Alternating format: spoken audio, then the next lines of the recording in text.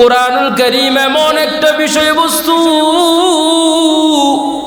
সব কিছু আল্লাহ পাক রব্বুল আলামিন কোরআনের ভিতরে দিয়া দেয়। বান্দা তুই হারাম পথে চলবি না, হারাম পথের দিকে চলবি না, হালাল পন্থা অবলম্বন করে করে দুনিয়ার জমিনে চলবি। যারা হারামকে হারাম মেনে মেনে দূরে সরাইয়া দেয়, হালালকে হালাল মেনে মেনে গ্রহণ করে নেয়, এরাই হচ্ছে মুমিন বান্দা বান্দি, এরাই হচ্ছে একমাত্র আল্লাহ পাক রব্বুল আলামিনের আশিক বান্দা বান্দি। ঠিক কিনা? কেমন আশিক? আল্লাহ পাক রব্বুল আলামিনের বান্দা খলিলুল্লাহ ইব্রাহিম আলাইহিস সালাতু ওয়াস সালাম, ইব্রাহিম পয়গম্বর, ইব্রাহিম আলাইহিস সালাতু ওয়াস সালাম আল্লাহ পাক রব্বুল আলামিনের জন্য কত বড় আশিক। এত বড় পয়গম্বর হওয়ার পরেও ইব্রাহিম আলাইহিস সালাতু ওয়াস সালাম আল্লাহ তাআলার জন্য বেকার আর হয়ে যায়। নবুয়ত নাজিল হওয়ার পর থেকে এমনটা নয়, সেই ছোট্ট কাল থেকে নিয়া ইব্রাহিম আল্লাহ পাক রব্বুল আলামিনের জন্যই পাগল পাড়া হয়ে যায়। ইব্রাহিম আলাইহিস সালাতু ওয়াস সালাম অল টাইম আল্লাহ তাআলার প্রশংসায় নিয়োজিত। সুবহানাল্লাহ। জিবরাইল আলাইহিস সালাতু ওয়াস সালাম আল্লাহ পাক রব্বুল আলামিনকে জানায় দেয়, ও গো আল্লাহ, তোমার ইব্রাহিম তো এমনি এমনি তোমার প্রশংসা গায় না, তোমার ইবাদত বন্দেগী করে না। একটা না একটা কারণ আছে। কি কারণ? তোমার ইব্রাহিমকে তুমি ধনাঢ্যবানদের কাতারে বানায় দিয়েছ, ধনী বানায় দিয়েছ। তোমার ইব্রাহিম ধন সম্পদ আরো পাওয়ার জন্য তোমার ইবাদত বন্দেগী করে। আল্লাহ পাক রব্বুল আলামিন ফেরেশতা জিবরাইল আমিনকে জানায় দেয়, জিবরাইল আমার খলিল ইব্রাহিম কি পরীক্ষা করতে চাও? পরীক্ষা করব, দেখো না কেমন করে করে পরীক্ষা করে। ইব্রাহিম আলাইহিস সালাতু ওয়াস সালাম মাটির ভিতরে ঘুরতেছেন বা ছাগল চড়াইতেছেন। সামনে দিয়া একজন লোক আল্লাহ পাক রব্বুল আলামিনের প্রশংসা গাইতে গাইতে যাইতেছে, আলহামদুলিল্লাহি রাব্বিল আলামিন আর-রাহমানির রহিম মালিকি ইয়াউমিদ্দিন। এমন করে করে করে প্রশংসা গাইতেছে বা বলতেছে, সুবহানাজিল মুলকি ওয়াল মালাকুতি সুবহানাজিল ইজ্জতি ওয়াল আজমতি।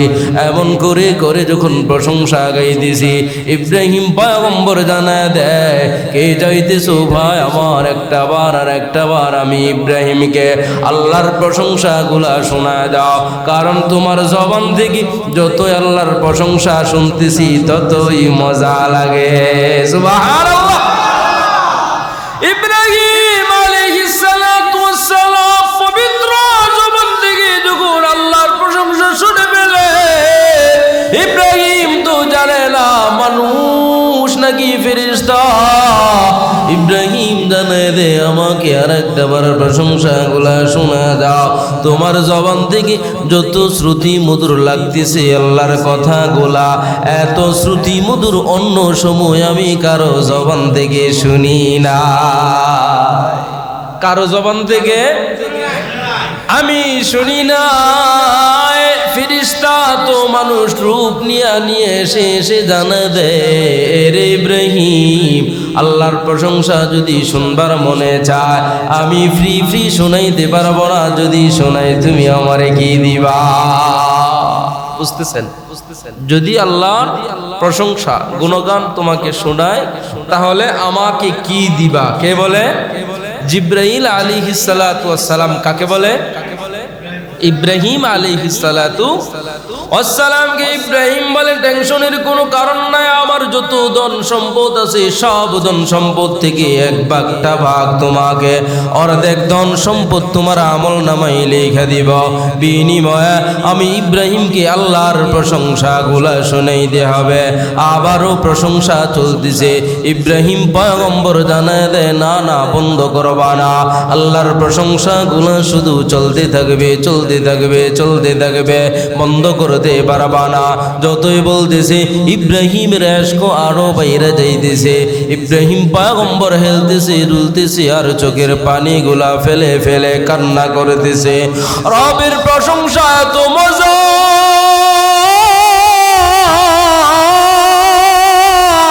মুমিন বান্দা বান্দিরা যখন আল্লাহর প্রশংসা শুই না যায় তখন নিজেকে আর নিয়ন্ত্রণ রাখতে পারে না। ফজরের সময় যখন ইমাম মুয়াজ্জিন হাইয়া আলাস সালাহ হাইয়া আলাল ফালাহ বলে বলে ডাক দিয়া দেয়, মিনারার থেকে আওয়াজ যখন আজানের ধ্বনিগুলা যখন ভাসতে থাকে, আয় আয় নামাজের দিকে আয়। ফজরের সময় আরামের ঘুমটাকে হারাম করে দিয়া দিয়া মুমিন বান্দা বান্দিরা ঠান্ডা পানি দিয়ে ওযু করে করে আল্লাহর কুদরতি পায়ে সেজদা দিতে দেরি করে না, ঠিক কিনা? ইব্রাহিম আলাইহিস সালাতু ওয়াস সালামেরই তো সন্তান। কার সন্তান? বাপ বেটা মিল আছে না? আল্লাহর জন্য কে পাগল? ইব্রাহিম পাগল। ইব্রাহিমের সন্তানেরাও কার জন্য পাগল? আল্লাহ পাক রব্বুল আলামিনের জন্য পাগল। হঠাৎ করে ফেরেশতা যখন আবারও প্রশংসা বন্ধ করে দেয়, ইব্রাহিম পয়গম্বর জানায় দেয়, কেন রে ভাই আল্লাহর প্রশংসাগুলা কেন কেন বন্ধ করলা? তোমার জবান থেকে যতই শুনতেছিলাম ততই তো মজা লাগতেছে, অর্ধেক ধন সম্পদ তোমাকে দিয়ে দিলাম। ফেরেশতা মানুষ রূপ নিয়া নিয়া জানায় দেয়, এর ইব্রাহিম তুমি যতটুকু আমাকে ধন সম্পদ লিখে লিখে দিয়েছ ততটুকু প্রশংসা গুণগান তোমাকে শুনিয়ে দিয়েছি, বেনিফিট শেষ হয়ে গিয়েছে। এখন যদি আবারও প্রশংসা শুনতে চাও তাহলে তুমি আমারে কি দিবা? তুমি আমার কি দিবা? ইব্রাহিম পয়গম্বর বলে যত সম্পদ আছে সব তোরে দিয়ে নিলাম, আল্লাহর প্রশংসা চলবে। আল্লাহ তাআলার প্রশংসা চলতেছে ইব্রাহিম পয়গম্বরের কলিজার ভিতরে আঙ্গার হয়ে যায়, আগুন ধরে যায়। ইব্রাহিম পয়গম্বর জানে দে প্রশংসা চালাইতেই থাকবা, কখনো বন্ধ করবা না। চলতেছে প্রশংসা চলতেছে আবারও হঠাৎ করে করে প্রশংসা শেষ। কেন রে ভাই আল্লাহর প্রশংসা কেন কেন বন্ধ কইরা দিলা? বড়ই তো মজা লাগতেছিল, বড়ই তো স্বাদ লাগতেছিল, তোমার জবান থেকে শুনবার আরো মনে চাইতেছে। এইবার ফেরেশতা জানায় দেয়, তুমি যতটুকু ধন সম্পদ আমাকে দিয়েছ এতটুকু তো তোমাকে আমি প্রশংসা শুনিয়ে দিয়েছি, অবলম্বন তোমার কাছে অবশিষ্ট তো কোনো কিছুই আর নাই। আবার যদি প্রশংসা শুনবার চাও তুমি ইব্রাহিম আমাকে আবার কি দিবা জানবার চাই? সুবহানাল্লাহ। আল্লাহ পাকের পয়গম্বর খলিলুল্লাহ জানে দেয়,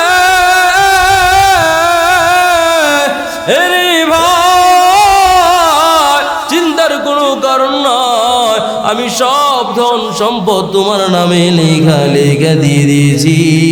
এই ধন সম্পদ গুলা দেখাশোনা করার জন্য অবশ্যই একজন মানুষের প্রয়োজন হবে, একজন রাখালের প্রয়োজন। আমি ইব্রাহিম খলিলুল্লাহ কথা দিয়ে দিলাম, আমি ইব্রাহিম জবান দিয়ে দিলাম, আর একবার যদি আল্লাহর প্রশংসাগুলো শুনে দাও আমি ইব্রাহিম তোমার বাড়ির রাখাল হিসাবে নিযুক্ত হয়ে যাব। সুবহানাল্লাহ। আল্লাহ তাআলার আশিক কেমন, এত বড় আশিক, এত বড় পয়গম্বর হওয়ার পরেও নিজেকে একেবারে ছোট কইরা দেয়, কারণ একটা রবের প্রশংসা শোনার জন্য মাতোয়ারা হয়ে যায়। সুবহানাল্লাহ। আল্লাহ পাক রব্বুল আলামিন জানে দে আমার ইব্রাহিম তো পরীক্ষার ভিতরে ফাঁস হয়ে যায়। জিবরাইল আলাইহিস সালাতু ওয়াস সালাম পয়গম্বরকে জানায় দেয়, এরে ইব্রাহিম আল্লাহ তাআলার সাথে আমার সাথে কথোপকথন হয়েছে, আমি তো দুনিয়ার কোনো মানুষ নয়, আমি হচ্ছে আল্লাহ তাআলার প্রেরিত ফেরেশতা। আল্লাহু আকবার। তুমি ইব্রাহিম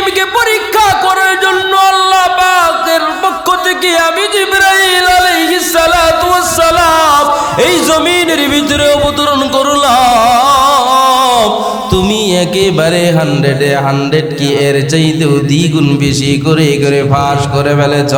আল্লাহ পাক রব্বুল আলামিন জানায় দেয়, পরীক্ষার ভিতরে তো আমার খলিলুল্লাহ বাস, পরিষ্কার দেওয়ার প্রয়োজন আছে না নাই?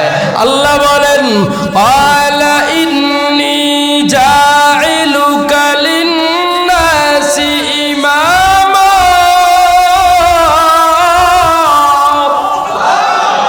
আল্লাহ পাক রব্বুল আলামিন জানাবে, আমার ইব্রাহিমের জন্য পুরস্কার হইল, আমার ইব্রাহিমকে পুরা জাতির জন্য, পুরা দুনিয়াবাসীর জন্য, দুনিয়ার সকল মানবের জন্য আমার ইব্রাহিমকে আমি আল্লাহ পাক রব্বুল আলামিন পিতা বানায় দিলাম, গার্ডিয়ান বানায় দিলাম।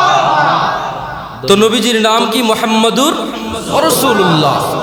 আব্বাজান ইব্রাহিম আলাইহিস সালাতু ওয়াস সালাম আল্লাহর দরবারে দোয়া করেছিলেন, শেষ পয়গম্বর মুহাম্মদ যেন আমার ঔরস থেকে আসে। সুবহানাল্লাহ। আল্লাহ পাক রব্বুল আলামিন দোয়া কবুল করেছিলেন, দোয়া কবুল করে নিয়েছেন। ইব্রাহিম আলাইহিস সালাতু ওয়াস সালাম উত্তরাধিকারী হতে চায় আমার রাসূলুল্লাহর, আমার দুস্তর, আমার বন্ধু। তো ইব্রাহিমকে একটু পরীক্ষা করার দরকার আছে না নাই? আছে না নাই?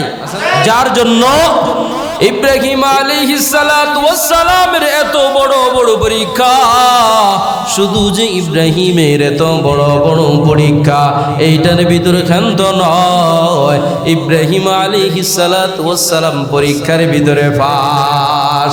এইবার পরীক্ষা শুরু ইসমাঈল আলাইহিস সালাতু ওয়াস সালামের, ঠিক কিনা? ইসমাঈল আলাইহিস সালাতু ওয়াস সালাম এত বড় পরীক্ষা দেওয়ার পর পরীক্ষার ভিতরে পাস। ইব্রাহিম আলাইহিস সালাতু ওয়াস সালাম থেকে আসতে আসতে বিবি সালমা হচ্ছে আমার আপনার পয়গম্বরের দাদা জানের আম্মা জান, আমার আপনার পয়গম্বরের দাদার আম্মা জান। নাম কি? বিবি সালমার এত বড় বড় পরীক্ষা। কেন কেন? আব্দুল মুত্তালিব তো তার ওরস জাত থেকে আসবে। বিবি সালমা দুনিয়া থেকে বিদায় হয়ে যায়, এইবার পরীক্ষা শুরু আব্দুল মুত্তালিবের। আব্দুল মুত্তালিব পরীক্ষা দিতে দিতে যখন বড় হয়ে যায়, আব্দুল মুত্তালিব পরীক্ষার ভিতরে ফাঁস করে ফেললেন। এবার আব্দুল্লাহ দুনিয়ার জমিনে পদার্পণ করার পর ছোট্ট কাল থেকে আল্লাহ পাক রব্বুল আলামিন আব্দুল্লাহকেও পরীক্ষা নিয়ে নেয়, ঠিক কিনা? এত বড় বড় পরীক্ষা। বিবি আমেনা যখন আব্দুল্লাহর সাথে বৈবাহিক জীবনের ভিতরে ঢুকে যায়, বিবি আমেনাকেও পরীক্ষা দিতে হয়েছিল কি হয়েছিল না? এত বড় বড় পরীক্ষা কেন কেন কেন রে? এত বড় একজন পয়গম্বর যাদের ঔরস থেকে আসবে, যাদের সুতাটা ধরে ধরে দুনিয়ার জমিনে আসবে, এদের ইমানটা কেমন শক্ত, পরীক্ষা করার প্রয়োজন আছে না নাই? এই তো আসতেছে সামনে গরমের দিন, সামান্য 100 থেকে 500 টাকা হইবে তরমুজ। তরমুজ কেনার পরে, কিনতে যাওয়ার পর, বাজার থেকে আনার পর এইদিকে একটা থাবর দেয়, ওই দিকে একটা থাবর দেয়। কারণ কি জিজ্ঞাসা করলে পাওয়া যায়, উত্তর জানায় দেয়। এই উত্তর যে আমি এই জন্য শটকানা দিলাম, এই জন্য থাবর দিলাম। যদি ঠাস ঠাস আওয়াজ হয় বুঝবো এটা পাকা নাকি কাঁচা। যদি আওয়াজ না হয় তাহলে তাহলে কাঁচা। আমরা ছোট্ট কালে দেখেছি, এখন তো পাওয়া যায় না হাড়ি পাতিল কেনার জন্য। আব্বাজানরা যখন যাইতো আমাদেরকে সাথে নিয়ে যাইত, তখন হাড়িগুলা টোকা দিয়ে দেখতো আওয়াজ হয় কিনা। আওয়াজ হইলে বোঝা যাইতো এটা ভালো করে পুড়েছে, আর যদি আওয়াজ না হয় বুঝতো এটা এখনো পর্যন্ত কাঁচা রয়ে গিয়েছে, পুড়ে নাই। সামান্য হাড়ি পাতিলের জন্য এত পরীক্ষা নিরীক্ষা করে দেওয়া হয় আমার আপনার পয়গম্বর, যিনি দুজাহানের বাদশা, ঠিক কিনা? এমন একজন পয়গম্বর যার ঔরস থেকে, যার সুতা থেকে আসবে, যার বংশধর হয়ে হয়ে দুনিয়ার জমিনে আসবে। যেই সমস্ত লোকদের সুতাগুলি ধরে ধরে আসবে, ওই সমস্ত লোকদের পরীক্ষা করার প্রয়োজন আছে না নাই? এই জন্যই তো এত বড় বড় পরীক্ষা।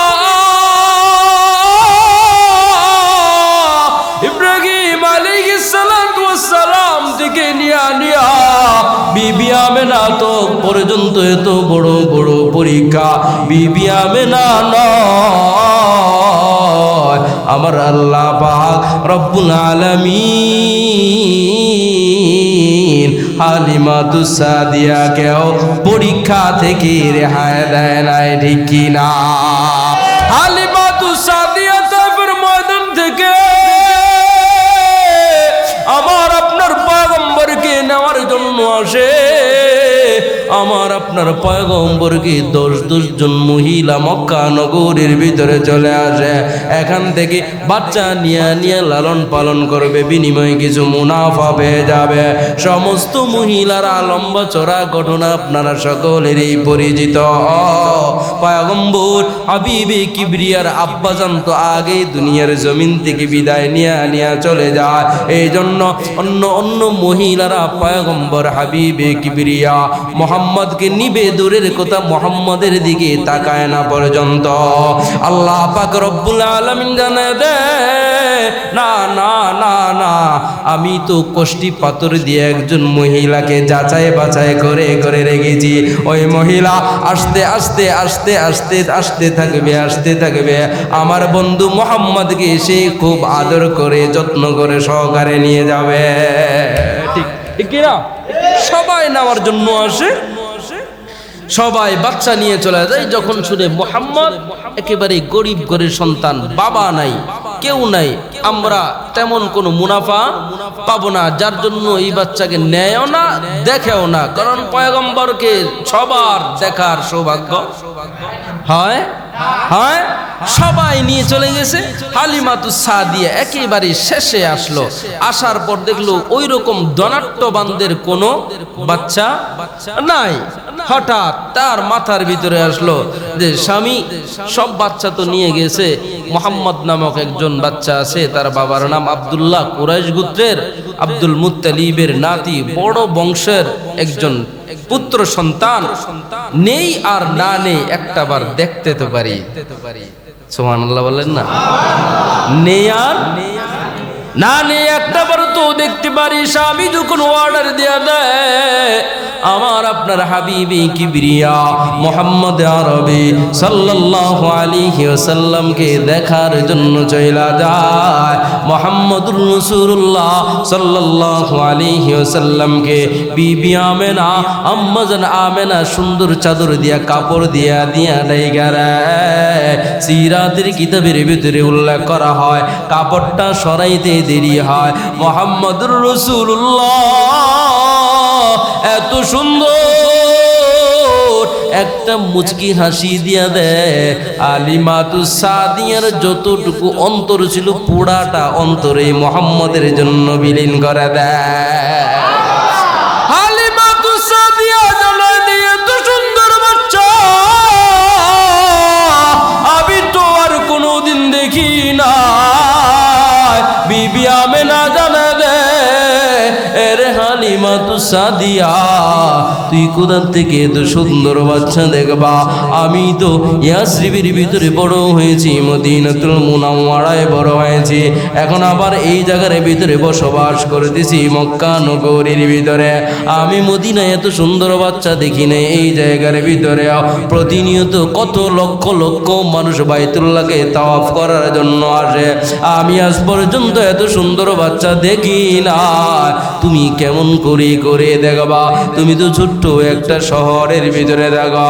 হালিমাতুস সাদিয়ার জবাবে যখন এই কথা বিবি আমেনা জানে দে, আব্দুল মুত্তালিব জানে দে, এরে আমেনা কোথা থেকে তোমরা এত সুন্দর বাচ্চা দেখবা?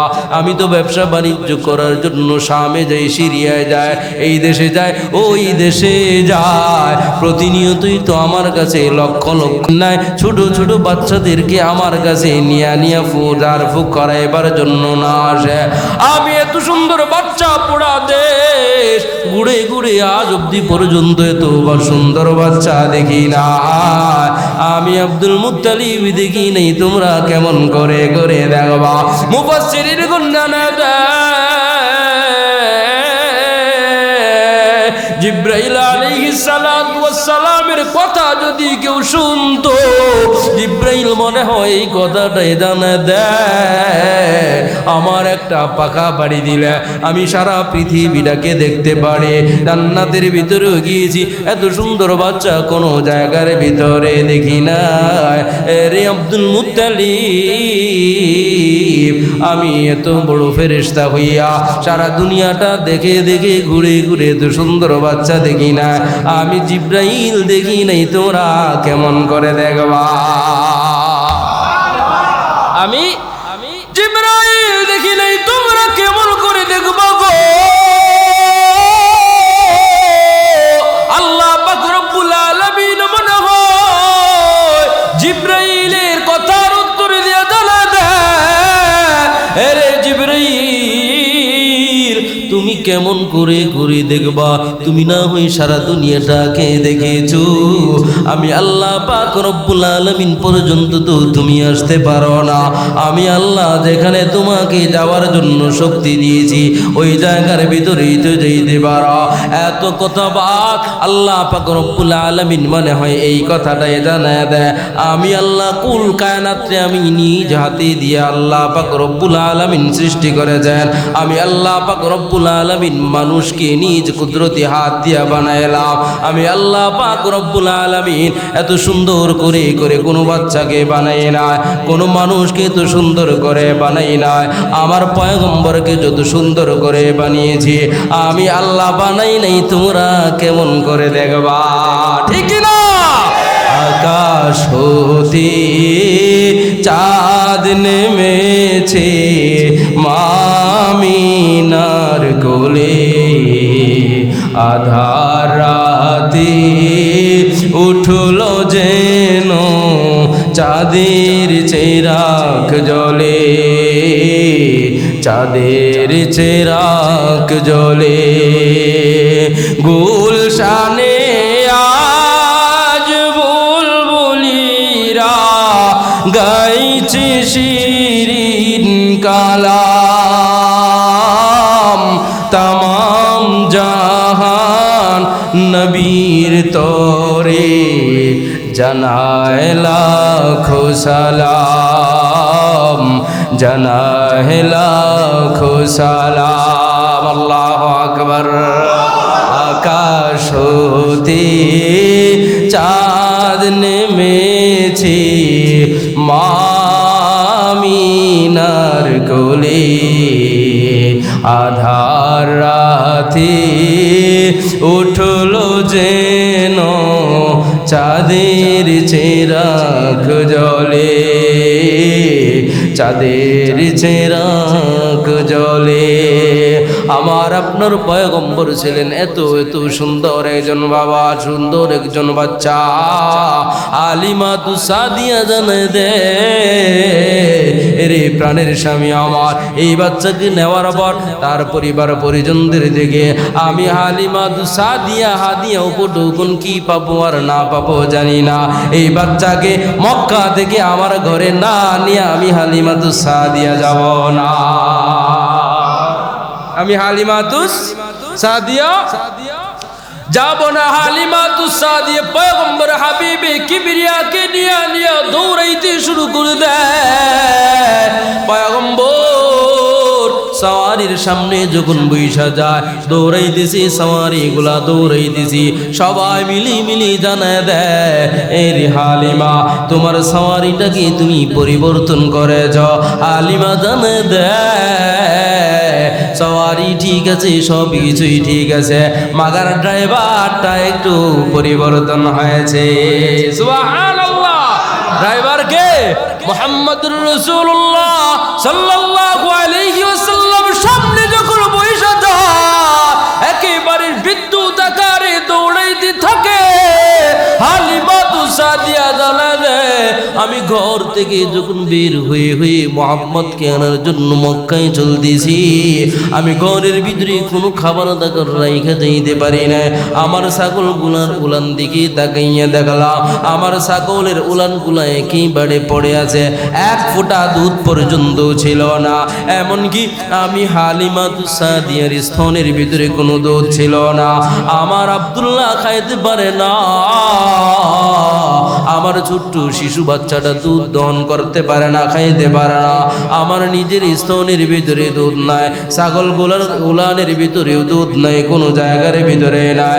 মাগার মোহাম্মদ যখন আমার কুলের ভিতরে এসে যায়, আমি হালিমা সাদিয়া অনুভব করলাম আমার স্তনের ভিতরে অটোমেটিকলি দুধ এসে যায়। পয়গম্বর হাবিবে কিবরিয়াকে ঘরের ভিতরে নিয়ে রওনা, ঘরের ভিতরে যাইতে দেরি হয়। হালিমা সাদিয়া জানা দে, আমি আমার ছাগলের উলানের দিকে তাকাইয়া দেখি একবারে দুধের টইটুম্বর হয়ে আছে। সুবহানাল্লাহ, একেবারে দুধের টইটুম্বর হয়ে করতেছে। হালিমা সাদিয়া জানা দে, আমি আমার ঘরের সমস্ত পাত্রগুলোর ভিতরে দুধ দহন করলাম, এরপরে উলান থেকে দুধ পড়া শেষ হয় না। ছাগলের বাচ্চাগুলোও খাইতেছে, আমরাও তৃপ্তি সহকারে খাইতেছি। প্রতিদিন এমন করে করে চলতেছে। বান্ধবী জানায় দেয়, এরে হালিমা সাদিয়া, তুমি তোমার ছাগলগুলো কোন জায়গা থেকে প্রতিদিন ঘাস খাওয়াও, আমাদেরকে একটু ঠিকানা বইলা দাও, আমাদের ছাগলগুলো ওই জায়গার ভিতরে নিয়ে নিয়ে একটু ঘাস খাওয়াইব। হালিমা সাদিয়া জানা দেয়, ওই পাহাড় থেকে ওই জমিন থেকে আমি আমার ছাগলগুলাকে প্রতিদিন ঘাস খাওয়াই। আল্লাহ পাক রব্বুল আলামিন জানা দেয়, এইটা তো হালিমা সাদিয়ার কারিশমা নয়, এইটা তো কোনো পাহাড়েরও কারিশমা নয়, এইটা তো কারিশমা, যেই কারিশমার নামই হচ্ছে মোহাম্মদ। ঠিক না? মোহাম্মদ আরবি সাল্লাল্লাহু আলাইহি ওয়াসাল্লাম আস্তে আস্তে করে করে বড় হয়। পয়গম্বর যখন বড় হয়, হঠাৎ করে একদিন আকাশ থেকে দেখতেছি আব্দুল্লাহ দুধ পায়। আব্দুল্লাহ দেখতেছি আকাশ থেকে দুইজন ফেরেশতা এসে এসে মোহাম্মদকে শোয়াইয়া দেয়। শোয়ানোর পর মোহাম্মদের জবান থেকে বুকের ভেতর থেকে কি যেন বের করলো। বের করার পর সুন্দর পানি দিয়ে দহন করে দৌত করে আবার বুকের ভিতরেই ঢুকাইয়া দেয়। ভয় কম্পিত হয়ে যায়, ভয় পাইতেছে। হালিমা সাদিয়াকে যখন জানা দেয়, হালিমা সাদিয়াও ভয় পায়। না না, মোহাম্মদকে এই জায়গার ভিতরে আর রাখতে পারবো না, মোহাম্মদকে এই জায়গার ভিতরে আর রাখা যাবে না। তাড়াতাড়ি করে তাদের বাচ্চা তাদের কাছে পৌঁছাইয়া দিতে হবে। মুহাম্মদুর রাসূলুল্লাহ বয়স যখন 5 থেকে 6 বছর হয়ে যায়, মুহাম্মদ আরবি সাল্লাল্লাহু আলাইহি ওয়াসাল্লাম খেলাধুলা কখনো করতেন না, মাগার প্রতিদিন খেলাধুলা দেখার জন্য মাঠের একটা কর্নারের ভিতরে বসে থাকতেন। সুবহানাল্লাহ। তো মুহাম্মদুর রাসূলুল্লাহ প্রতিনিয়তই খেলা দেখার জন্য মাঠের ভিতরে রওনা হয়। হঠাৎ করে দিন যাইতেছি মুহাম্মদ আরবি সাল্লাল্লাহু আলাইহি ওয়াসাল্লাম হঠাৎ একদিন বিবি আমেনা দেখতেছে ঘরের ভিতরে আমার মুহাম্মদ আসতেছে না। কে রে, কি ব্যাপার? মুহাম্মদ তো প্রতিনিয়তই সন্ধ্যা যখন হয়ে যায় ঘরের ভিতরেই তো আমার মুহাম্মদ চলে আসে, আজকে কেন আসতেছি না? সন্ধ্যা একেবারে কাছে আসা যাইতেছি, অন্ধকার হয়ে যাইতেছি। বিবি আমেনা মুহাম্মদ আরবিকে খোঁজার জন্য, শিশু নবী মুহাম্মদকে খোঁজার জন্য রাস্তার ভিতরে বের হয়ে যায়। পথের মধ্যে আবুল হিকাম ওরফে আবু জাহেলের সাথে সাক্ষাৎ হয়ে যায়। রে ভাইজান, আমার মুহাম্মদ আজকে বাড়ির ভিতরে যায় নাই, মুহাম্মদকে কি আপনি দেখেছেন? কি রে আমেনা, আমার কলিজার টুকরা মুহাম্মদকে কি তুমি মারধর করেছ? তুমি কি তাকে গালাগালি করেছ? বিবি আমেনা জানে দে, না না না না, আমি গালাগালিও করি নাই, কোনো কিছুই বলি নাই। আজকে কেন যেন মুহাম্মদ বাড়ির দিকে যাইতেছে না। মুহাম্মদুর রাসূলুল্লাহকে খোঁজার জন্য বিবি আমেনাও খুঁজে আবু জাহেল খুঁজতেছে হঠাৎ করে করে দেখতেছি শিশু মোহাম্মদ মাঠের একটা কর্নারের ভিতরে ফুফিয়ে ফুফিয়ে কান্না করতেছে। কি রে মোহাম্মদ, প্রতিনিয়তই তো বাড়ির দিকে রওনা হয়ে যাও, আজকে কেন কেন কেন রে বাড়িতে যাইলা না? মরসু নবী মোহাম্মদ জানা দে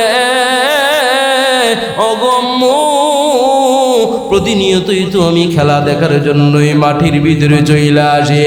আমি দেখায় দেখতেছি প্রতিনিয়ত আমার বন্ধু বান্ধবদের বাবারা এসে এসে প্রত্যেকটা ছেলে সন্তানদেরকে মেয়ে সন্তানদেরকে কোলে নিয়ে নেয়া আদর করে করে বাড়ির দিকে রওনা হয়। কিন্তু আমি তো এমন একটা দিনও পাইলাম না যে আমার বাবা আমাকে আদর করার জন্য আসতেছে। আমার তো মনে চায় আমার বাবা আমাকে এসে খেলার মাঠ থেকে কোলে করে করে করে নিয়ে যাবে, আমাকে একটাবার চুমু দিবে, আমাকে একটাবার সোনামণি বলে বলে ডাক দিবে। আমার তো মনে চায় আমি আমার বাবার কাছে যাব, আমার বাবা কোন জায়গার ভিতরে আছে। আমি না বুক ফাটা কান্না দিয়া দিয়া জানা দেয় তোমার বাবা তো তুমি দুনিয়ার জমিনে আসার পূর্বে ইন্তেকাল করে করে চলে যায়, অমুক জায়গার ভিতরে তোমার বাবাকে দাফন কাফন করে এসে এসে আমরা চলে এসেছি। শিশু মোহাম্মদ তো বুঝে না, শিশু মোহাম্মদ জানা দেয় আমি আমার বাবার কবরটা জিয়ারত করার জন্য যাব। একটা সময় ওই জায়গার ভিতরে চলে যায় মুহাম্মদ আরবি সাল্লাল্লাহু আলাইহি ওয়াসাল্লাম আমিনার সাথে উম্মে আয়মানকে সাথে নিয়ে নিয়ে কবর জিয়ারত করার জন্য চলে যায়। রে আম্মু, আমার বাবা জানের কবরটা কোন জায়গার ভিতরে অবস্থিত? আমার বাবার কবরটা কই? আবে না হঠাৎ করে জানে দে রে মোহাম্মদ, ওই যে জমিনটা দেখতেছো ওই জমিনের ভিতরেই তোমার বাবা শোয়া অবস্থায় আছে। কথাটা বলতে দেরি হয় আমার আপনার ইতিম পয়গম্বর মুহাম্মদ আরবি বুক ফাটা কান্নার আওয়াজ দিয়া দিয়া দৌড়াইয়া কবরটার উপরের ভিতরে পইরা যায় আর ডাক দিয়া জানা বাবা উঠো, আমি তোমারে কোনো দেখি না, আমি তোমারে কোনোদিন দেখি নাই, আমি তোমার কোলের ভিতরে উঠতে পারি নাই, আমারও তো মনে চায় তোমার কোলের ভিতরে উঠবো। বাবা ওঠো। উম্মে আয়মান দৃশ্যগুলা দেখতেছি আর কান্না করতেছি, বিবি আমেনাও কান্না করতেছি। শিশু মোহাম্মদ হামাগুড়ি দিয়ে দিয়ে কবরটার ভিতরে পইরা কান্না করতেছি। বাবা তো উঠে না। আমার আপনার পয়গম্বর মুহাম্মদ আরবি সাল্লাল্লাহু আলাইহি ওয়াসাল্লাম বাবার মুখ কোনোদিন দেখে নাই, ঠিক কি না? ওই মুহাম্মদ আরবি সাল্লাল্লাহু আলাইহি ওয়াসাল্লামের এত আপন হওয়ার পরেও বাবা এবং মা এত আপন হওয়ার পরেও মুহাম্মদ আরবি সাল্লাল্লাহু আলাইহি ওয়াসাল্লাম দুনিয়ার জমিন থেকে যখন চলে যায় তখন মুহাম্মদুর রাসূলুল্লাহ রব্বি হাবলি ইয়া উম্মতি উম্মতি বলে বলে কান্না করেছে, ঠিক কি না? মুহাম্মদুর রাসূলুল্লাহকে তায়েফের ময়দানের ভিতরে এমন পয়গম্বর কোন দিকে যাবে, পয়গম্বরের দিলটা একেবারে ভেঙে যায়। আল্লাহ পাক রব্বুল আলামিন সাথে সাথে আয়াত নাজিল করে দেয়, ওয়া ইযিবতালা ইব্রাহিম রাব্বুহু বিকালিমাতিন ফাতাম্মাহুন্না। পয়গম্বরকে আল্লাহ পাক রব্বুল আলামিন জানা দেয়, ওরে পয়গম্বর আপনি একটু ইব্রাহিম পয়গম্বরের দিকে তাকান না। আমি আল্লাহ পাক রব্বুল আলামিন ইব্রাহিমকে কত বড় বড় পরীক্ষা করেছি, কিছু কথোপকথনের মাধ্যমে পরীক্ষা করেছি, আর ইব্রাহিম পয়গম্বর সেই কথোপকথনের মাধ্যমে পরীক্ষা দিয়া দিয়া পাস করেছিলেন। সুবহানাল্লাহ। আল্লাহ পাক রব্বুল আলামিন পয়গম্বরকে সান্ত্বনা দেওয়ার জন্য জানায় দেয়, রে জিব্রাইল আয় আয় আয়, আমার পয়গম্বরকে একেবারে দুনিয়ার মানুষেরা দূরে সরাইয়া দিতে লাগলো। আমার পয়গম্বর একেবারে মনটা ভেঙে গেল, আমার পয়গম্বরকে দাওয়াত দিয়া দিয়া আমার বাড়ির ভিতরে নিয়ে আয় না। সুবহানাল্লাহ। এই তো মেরাজের মাস, তাই না? নাকি চলে গেছে মেরাজের মাস? চলে গেছে। শাবান শুরু হয়েছে মনে হয়, তাই না? শাবানের 7 তারিখ। এই তো কত মাসই পয়গম্বর কোথায় গিয়েছিলেন? মেরাজ গিয়েছিলেন। মার খেয়েছিলেন কার জন্য ভাই? উম্মতের জন্য। কার জন্য? উম্মতকে জান্নাতে নিবেন, যার জন্য আমার রাসূল আরবি সাল্লাল্লাহু আলাইহি ওয়াসাল্লাম এত জায়গার লাঞ্ছিত হয়েছেন, বঞ্চিত হয়েছেন, মার পর্যন্ত খেয়েছেন। আমরা সেই নবীর উম্মত হিসাবে আমাদের কিছু কর্তব্য আছে না নাই? সামনে রমজান মাস, তাই না? রাসূল সাল্লাল্লাহু আলাইহি ওয়াসাল্লাম রমজান মাস যখন আসতো তখন রাসূল আরবি সাল্লাল্লাহু আলাইহি ওয়াসাল্লাম প্রস্তুতি গ্রহণ করতেন। শাবান এবং কি বলে শাবানের আগের মাস, হ্যাঁ রজব মাস, রজব এবং শাবান, শাবানের পরে তো রমজানে। এই 2টা মাস, এই তো আমরা 1 মাস অতিবাহিত হয়ে গিয়েছে, এখন চলতেছে কোন মাস? শাবান চলতেছে। আমরা প্রস্তুতি গ্রহণ করব রমজানকে উপেক্ষা করে। আমরা রমজানে পুঙ্খানুপুঙ্খানুভাবে ইবাদত বন্দেগী করব তো ইনশাআল্লাহ। পাক রব্বুল আলামিন সর্বপ্রথম আমাকে, তারপর আপনাদেরকে আমলে নেওয়ার তৌফিক দান করুন, আমিন।